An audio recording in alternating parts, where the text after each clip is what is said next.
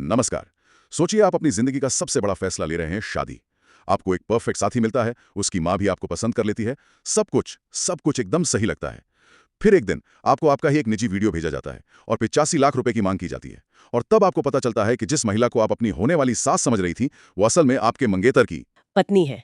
ये किसी फिल्मी कहानी जैसा लगता है, पर ये सच है। आज हम भोपाल के इसी अविश्वसनीय धोखे की गहरी पड़ताल कर रहे हैं। हमारे सामने जो स्रोत हैं, वे सितंबर 2025 में सामने आई कई समाचार रिपोर्टें हैं जो बताती हैं कि कैसे शादी.com पर शुरू हुई एक कहानी भरोसे, ब्लैकमेलिंग और एक शातिर पति पत्नी की साजिश में बदल गई। बिल्कुल। ये मामला सिर्फ एक ऑनलाइन फ्रॉड का नहीं है, ये भरोसे की बुनियाद को ही हिला देने वाली कहानी है। तो चलिए इस पूरे जाल को परत दर परत समझने की कोशिश करते हैं कि ये सब शुरू कैसे हुआ और अपराधी इतने कामयाब कैसे हुए। तो इसकी शुरुआत होती है एक बहुत ही सोची समझी प्रोफाइल से। नरसिंहपुर का रहने वाला अविनाश प्रजापति, जो भोपाल में रह रहा था, वो शादी.com पर खुद को एक अमीर तलाकशुदा फैक्ट्री मालिक के तौर पर पेश करता है। मतलब एक ऐसी प्रोफाइल जो किसी भी ऐसे इंसान का ध्यान खींचेगी जो एक स्थिर भविष्य की तलाश में है। और ये प्रोफाइल अपना काम करती है। दो कामकाजी महिलाएं जिनकी उम्र 34 साल के आसपास थी, वो इस प्रोफाइल में दिलचस्पी दिखाती हैं। दोनों या तो तलाकशुदा थी या अपने पति से अलग रह रही थी। एक बैंक क्लर्क और दूसरी ब्यूटिशियन। यहाँ एक पैटर्न दिख रहा है ना? ऐसा नहीं लगता कि ये कोई रैंडम चॉइस थी? बिल्कुल नहीं। ये अपराध की योजना का सबसे अहम हिस्सा था। उन्होंने खास तौर पर ऐसी महिलाओं को निशाना बनाया जो आर्थिक रूप से स्वतंत्र थीं, लेकिन शायद भावनात्मक रूप से एक साथी की कमी महसूस कर रही थीं। और सबसे जरूरी बात, जिनकी पिछली शादी टूट चुकी थी। इसके पीछे की मानसिकता बहुत बहुत क्रूर है। उन्हें लगा होगा कि ऐसी महिलाएं समाज में बदनामी के डर से या दोबारा एक रिश्ता टूटने के दर्द से शायद ही पुलिस के पास जाने की हिम्मत करेंगी। मतलब उन्होंने उनकी जरूरत को ही उनकी सबसे बड़ी कमजोरी बना दिया। ये तो वाकई बहुत सोचा समझा कदम था। तो अविनाश ने इन महिलाओं से दिसंबर 2024 और अप्रैल 2025 में अप्रैल 2025 में अलग अलग बातचीत शुरू की। शादी के बड़े बड़े वादे किए, भरोसा जीता, लेकिन फिर उसने जो किया वो इस धोखे को एक अलग ही लेवल पर ले गया। हाँ, और यहीं पर इस साजिश का सबसे हैरान करने वाला पहलू सामने आता है। भरोसे को पुख्ता करने के लिए अविनाश ने अपनी पत्नी चंद्रिका पालीवाल को अपनी माँ बताकर इन महिलाओं से मिलवाया। एक मिनट, ये बात कुछ हजम नहीं हो रही। कोई अपनी पत्नी को मां बनाकर कैसे मिलवा सकता है? क्या क्या पीड़ितों को जरा भी शक नहीं हुआ? ये तो अविश्वसनीय लगता है। यही तो इस साजिश का सबसे चालाक हिस्सा था। देखिए, शक तब होता है जब आप शक करने की वजह ढूंढ रहे हो। ये सिर्फ एक साइकोलॉजिकल ट्रिक नहीं है। ये भारतीय समाज की सबसे गहरी नब्ज पर हाथ रखना है। हमारे यहाँ माँ का रिश्ता सिर्फ भरोसे का नहीं, बल्कि एक तरह की सामाजिक गारंटी का प्रतीक है ना? जब माँ ने हाँ कर दी तो लड़के के कैरेक्टर पर एक पवित्र मोहर लग जाती है। इस एक कदम से उन्होंने पीड़ितों के सारे डिफेंस मैकेनिज्म, मतलब उनके मन की हर शंका को ही तोड़ दिया। समझ गया। मतलब जब माँ खुद आकर मिल रही है, रिश्ते की बात कर रही है, तो शक की कोई गुंजाइश ही नहीं बचती। लड़की को लगता है कि परिवार शामिल है, इरादे नेक हैं। ये धोखा नहीं, बल्कि भरोसे का एक पूरा इकोसिस्टम तैयार करना है। वाह, ये तो वाकई बहुत शातिराना है। और ये दिखाता है कि ये कोई जल्दबाजी में किया गया अपराध नहीं था। ये एक सोची समझी, मनोवैज्ञानिक रूप से तैयार की गई साजिश थी, जिसमें हर कदम पीड़ितों को और ज्यादा फंसाने के लिए उठाया गया था। तो एक तरफ भरोसे की ये पूरी इमारत खड़ी की जा रही थी, अच्छी प्रोफाइल, शादी के वादे, यहाँ तक कि माँ से मुलाकात। लेकिन इस इमारत की नींव में एक बहुत ही घिनौनी साजिश छिपी थी, जो इन मुलाकातों के बाद ही सामने आनी शुरू हुई। बिल्कुल। भरोसा जीतने के बाद अविनाश ने दोनों महिलाओं के साथ शारीरिक संबंध बनाए और यहीं से ब्लैकमेलिंग का खेल शुरू हुआ। जब अविनाश महिलाओं के साथ होता था तो उसकी पत्नी, यानी वो नकली माँ चंद्रिका, छुपकर उन निजी पलों के वीडियो रिकॉर्ड कर लेती थी। ये बात तो दिमाग को सुन्न कर देती है। मतलब एक पति अपनी पत्नी की मदद से दूसरी महिला को धोखा दे रहा है और पत्नी खुद उन निजी पलों को रिकॉर्ड कर रही है। ये अपराध से कहीं ज्यादा है। ये तो इंसानी रिश्तों का सबसे घिनौना रूप है। और यहाँ टेक्नोलॉजी इस अपराध को और भी खतरनाक बना देती है। एक डिजिटल वीडियो का डर, वो हमेशा बना रहता है। उसे कभी भी कहीं भी वायरल किया जा सकता है। ये डर पीड़ितों को मानसिक रूप से तोड़ देता है और उन्हें पैसे देने पर मजबूर कर देता है।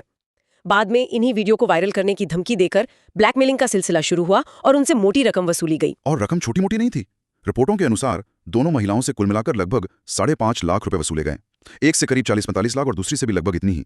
ये सिर्फ पैसों की ठगी नहीं थी, ये उनकी इज्जत और उनके सबसे निजी पलों पर हमला था। देखिए, यहाँ अपराध की दो परतें हैं। एक है आईपीसी की धारा 420, यानी धोखाधड़ी, जो पैसों के लिए की गई। लेकिन जो ज्यादा गंभीर है वो है आईपीसी की धारा 384, यानी एक्सटॉर्शन या वसूली। वीडियो बनाकर धमकी देना सिर्फ ब्लैकमेलिंग नहीं है, ये एक व्यक्ति की इज्जत और मानसिक शांति को हमेशा के लिए बंधक बना लेना है। कानून इसे बहुत गंभीरता से देखता है। पैसों का नुकसान शायद वक्त के साथ भर जाए, लेकिन भरोसे का टूटना और बदनामी का डर, ये जख्म बहुत गहरा होता है। यहाँ एक पल के लिए रुककर सोचना जरूरी है। हम अक्सर ऑनलाइन सेफ्टी की बात करते हैं, पासवर्ड, प्राइवेसी सेटिंग्स, लेकिन हम भरोसे की सेफ्टी के बारे में कितना सोचते हैं? इस मामले में टेक्नोलॉजी से ज्यादा भरोसे को हैक किया गया था। बहुत अच्छी बात कही। और शायद इसी टूटने के पॉइंट पर पहुंचकर इंसान के पास दो ही रास्ते बचते हैं, या तो पूरी तरह बिखर जाओ या फिर सारी हिम्मत बटोर कर लड़ो। और इन महिलाओं ने दूसरा रास्ता चुना। जब उनकी सारी जमा पूंजी खत्म होने लगी और अविनाश पर शादी करने या पैसे लौटाने का दबाव डाला गया, तो उन्हें धमकियां मिलने लगीं। लेकिन इस बार वे डरी नहीं। आखिरकार सितंबर 2025 में दोनों ने हिम्मत करके भोपाल के बाग सेवनिया पुलिस थाने में शिकायत दर्ज कराई। और ये कदम उठाना आसान नहीं रहा होगा। समाज क्या कहेगा, लोग क्या सोचेंगे, इन सब डरों के बावजूद वे आगे आईं। उनका ये कदम बहुत महत्वपूर्ण है, क्योंकि अक्सर ऐसे मामलों में लोग चुप रह जाते हैं, जिससे अपराधियों के हौसले और बढ़ जाते हैं। उनकी शिकायत की वजह से ही ये पूरा रैकेट खुल सका। पुलिस ने भी मामले को गंभीरता से लिया। अविनाश प्रजापति को तो गिरफ्तार कर लिया गया, लेकिन उसकी पत्नी चंद्रिका पालीवाल, जो इस मामले की मुख्य आरोपी मानी जा रही हैं, वो फरार हो गई। दिसंबर 2025 तक की जानकारी के मुताबिक पुलिस अभी भी उसकी तलाश में है।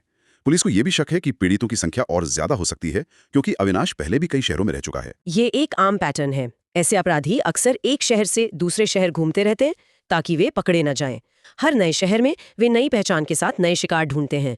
उम्मीद है कि इस मामले के सामने आने के बाद अगर कोई और पीड़ित है तो उसे भी सामने आने की हिम्मत मिलेगी। अब आते हैं उस खुलासे पर जो पुलिस हिरासत में हुआ और जिसने इस कहानी को एक और मोड़ दिया। पूछताछ में अविनाश ने जो बताया वो भी कम चौंकाने वाला नहीं था। उसने दावा किया कि इस पूरी साजिश की मास्टरमाइंड उसकी पत्नी चंद्रिका थी। हाँ, अविनाश के बयान के मुताबिक वीडियो रिकॉर्ड करने का आइडिया चंद्रिका का ही था और उसी ने उसे दूसरी महिलाओं से संबंध बनाने के लिए उकसाया था।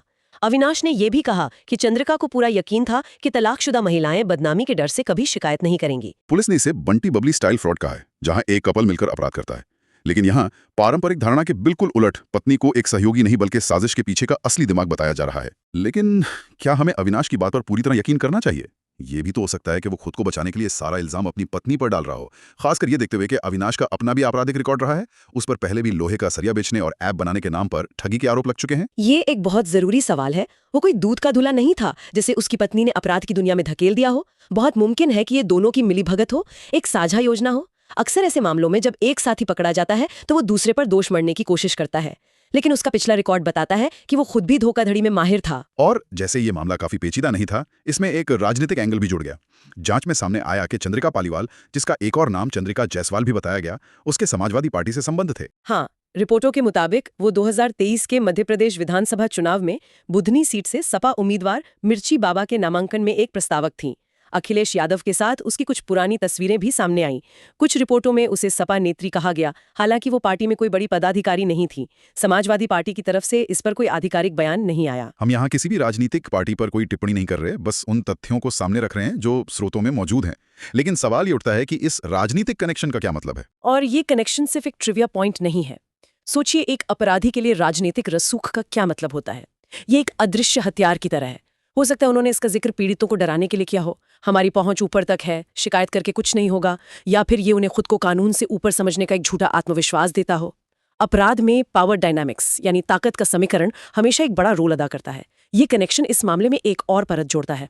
हालांकि इसका अपराध में सीधे तौर पर क्या इस्तेमाल हुआ, यह भी जांच का विषय है। तो इस पूरी कहानी को अगर हम समेटें तो कुछ बातें बहुत साफ नजर आती हैं। सबसे पहली और सबसे बड़ी चेतावनी ऑनलाइन मैट्रिमोनियल साइट्स का इस्तेमाल करने वालों के लिए है। सिर्फ एक अच्छी प्रोफाइल पर भरोसा करना कितना खतरनाक हो सकता है, ये मामला उसकी एक मिसाल है। बिल्कुल, बैकग्राउंड वेरिफिकेशन यानी प्रोफाइल की जांच पड़ताल करना बहुत जरूरी है। ये मामला दिखाता है कि अपराधी एक झूठी पहचान बनाने के लिए कितनी मेहनत करते हैं, यहाँ तक कि नकली परिवार तक बना लेते हैं ताकि उनका झूठ बिल्कुल सच लगे। साथ ही ये कहानी उन दो महिलाओं की हिम्मत को भी सलाम करती है जो सामाजिक दबाव और डर को पार करके न्याय के लिए खड़ी हुई। उनकी वजह से न सिर्फ एक बड़ा रैकेट सामने आया, बल्कि शायद कई और महिलाएं इसका शिकार होने से बच गईं। अंत में ये घटना सिर्फ एक स्थानीय अपराध नहीं है, ये आधुनिक समाज की एक कड़वी सच्चाई को उजागर करती है, जहां लोग ऑनलाइन कनेक्शन और साथ की तलाश में आसानी से धोखे का शिकार हो सकते हैं। तकनीक ने हमें जोड़ा जरूर है, लेकिन इसने हमें नए तरीकों से कमजोर भी बनाया है। तो इस पूरी चर्चा को एक आखिरी सवाल के साथ खत्म करते हैं। अविनाश ने पुलिस को बताया कि इस पूरी साजिश के पीछे चंद्रिका का दिमाग था।